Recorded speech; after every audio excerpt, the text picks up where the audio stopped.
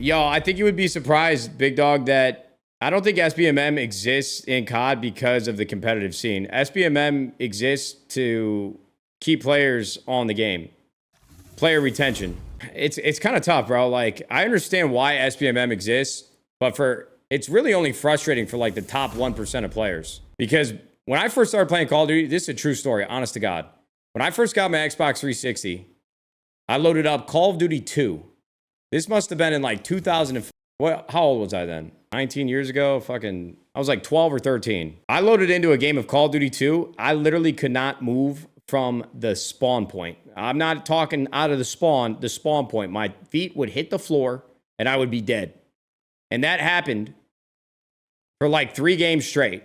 And I'm not kidding. It was on that moment and that situation right there alone, I made a decision that I was never going to play Call of Duty ever again.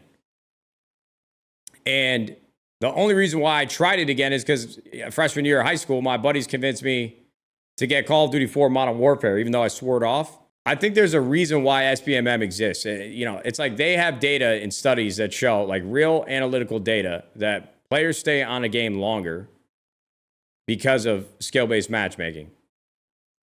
The biggest issue with Call of Duty is that this game has always been a casual matchmaking system.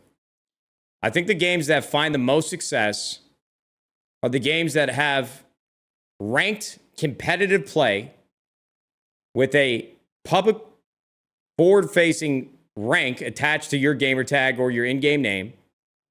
And then the casual playlists are kind of like complementary to ranked. So if you don't want to play ranked, which most people should be playing, then you're playing the casual game modes. But Call of Duty came out in reverse order. Call of Duty has always been like a public playlist casual game, and then they decided to add ranked. They kind of limped into it a couple times throughout the years. And even what they have today is still just okay, but it's not like true skill-based matchmaking. So I just think that the issue is Call of Duty as a whole, they've done irreparable damage. And I think skill-based matchmaking just became a huge complaint because of streamers and YouTubers and all this shit. But bro, the top 10 leaderboard is hilarious. I just think skill-based matchmaking is necessary in a way, but just like 3 wager people on it.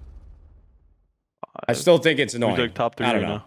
I can think of an argument on both sides for skill-based matchmaking for it and against it. That makes sense to me. Deadass. Or 4th. I think they're 4th actually. Really? Yo, Enthusiast. Probably. Like thank you very much for the 5 gifted, bro. 40. You're a fucking big, strong man. Deadass. Thank you for that 5. Lamb Chop with the sub. Tay from B-Hole with another gifted. The name's Gregory, Conway, Seltz, the firm teacher, Jay Westy. And then my boy Marksman. It's nice to see Warzone like, I don't know. doing better, but multiplayer still like I said, pretty dead, sadly. I said the hardest part of this tournament is just going to be getting a loadout. Like, that's the hardest part, literally. No. I mean, how many loadouts have we had? 1, right? We've had 1 and we just fucked up that 3v2. Yeah. And like that game would have been a good game. 100%. I think you said we would have had 5 moving. Yep. You just find somewhere to set up for that. Honestly, man, to be honest, I can't believe we just had a whole discussion about skill-based matchmaking while I'm 11 hours in the stream. Missing 3 Hopefully that was coherent.